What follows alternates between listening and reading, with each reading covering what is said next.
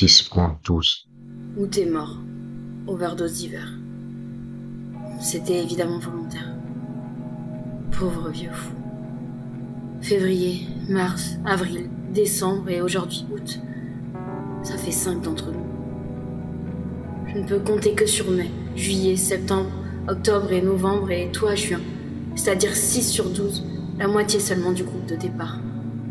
Ça fait peu, janvier, mais un petit nombre reste toujours un groupe. C'est toujours mieux que rien, tu peux compter sur moi. Oui, d'une certaine manière.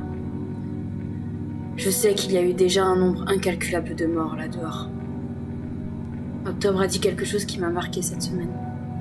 Elle m'a dit « Nous ne comptons pas les morts chez les autres. » C'est une phrase de Ronald Rumfield, l'ancien secrétaire américain à la défense pendant la guerre en Irak. Je ne savais pas. D'après toi, quel avenir avons-nous, Juin? Il n'y a pas d'enfant parmi les 12, c'est révélateur. L'enfant. Cette chose que les adultes fabriquent avec leurs regrets.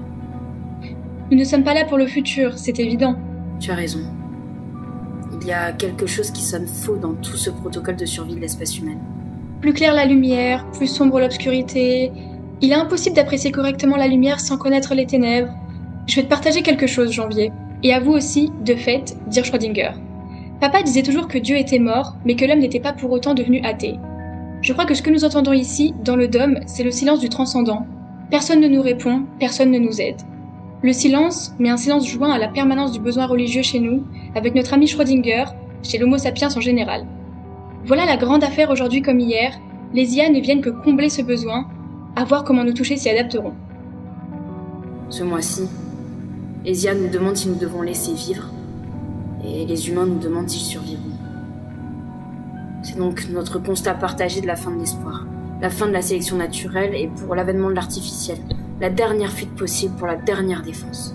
Oui, nous nous dirigeons malgré nous vers la rencontre inévitable entre la fin des hommes et les hommes de la fin. Tant que les singes survivent, ça te va à toi. Je ne cherche pas à nier que les humains soient exceptionnels, mais la continuité entre les formes de vie reste ma fascination.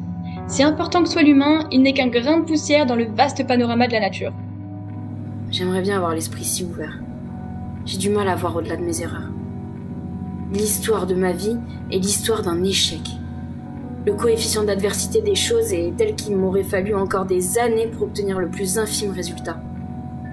Toutefois, je ne suis plus la même.